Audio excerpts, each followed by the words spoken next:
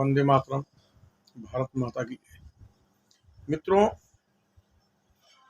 इस देश को जवान और किसान अपने रक्त से सींचकर उन्नतशील बनाए हैं, विकासशील से विकसित की तरफ ले जा रहे हैं।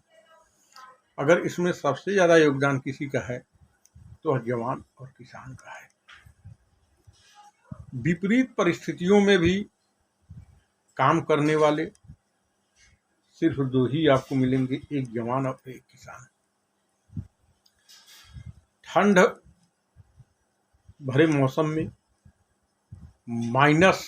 -डिग्री सेल्सियस में सरहद पे खड़े होकर देश की रक्षा विपरीत परिस्थितियों में जवान करता है। तो उसी ठंड भरे मौसम में रात को अगर खेत को सींच कर अनाज पैदा कोई करता है तो वह किसान है। चाहे गर्मी का लू का थपेड़ा हो, चाहे सर्दी का सर्द भरा मौसम हो, चाहे बरसात का घनघोर बरसात हो, सिर्फ जवान और किसान ही अपनी कुर्बानी देते हैं। मित्रों, किसान से बड़ा उद्योगपति कोई नहीं होता। किसान 1 किलो अनाज धरती मैया के गोदी में फेंक कर उससे 1 कुंटल नहीं 10 कुंटल भी अनाज पैदा कर देता है। कोई उद्योगपति, कोई भी उद्यमी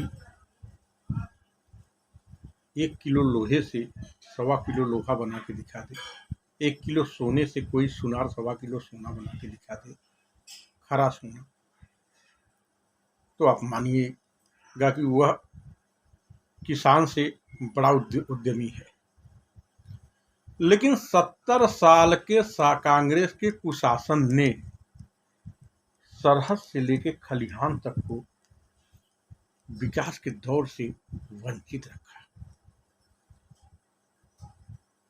न सेना को बुलेट प्रूफ जैकेट दिया और न ही किसान को खेत की सिंचाई करने के लिए पर्याप्त बिजली दिया।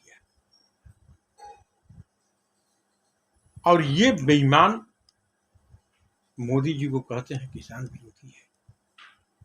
आप कल्पना करिए कि 14 के बाद अनवरत ऊर्जा का बढ़ता हुआ उत्पाद और हर गांव में 8 घंटे से ऊपर उठकर 16 घंटे, 17 घंटे और 18 घंटे बिजली की आपूर्ति, यह भारत के ऊर्जा क्षेत्र की एक उपलब्धि है। मित्रों, 14 के बाद आपने देखा होगा कि कृषि संयंत्र में जिस तरह छोटे छोटे ट्रैक्टर, धान गेहूं की कटाई करने वाली मशीनें, छिड़काव करने वाली मशीनें, 14 के बाद जो छोटे छोटे उपकरण बिकने लगे, छोटे काश्तकार अब बड़े ट्रैक्टर के मोहताज नहीं रह गए, यह मोदी सरकार की देन है।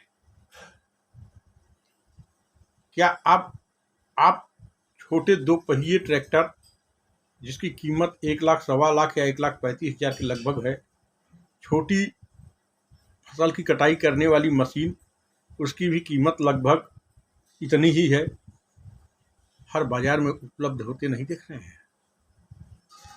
क्या आप सरहद के लिए राफेल हो, अपाचे हो या अन्य लड़ाकू जहाज हो या युद्ध सामग्री हो, आपने नए सरहद पे आते नहीं देखा? एक समय हमारे सैनिक बुलेट प्रूफ जैकेट की मांग करते रह गए और सरकार बहरी और अंधी बनकर बैठी रह गई। लेकिन क्या मोदी सरकार के आने के बाद सैनिकों की मांग पूरी नहीं हुई? आप अपने अंतर आत्मा में झांक कर देखिए, आपको जवाब मिलेगा कि 14 के बाद देश सरहद से लेकर खलिहान तक पूर्ण विकास की ओर है। वंदे मातरम। भारत।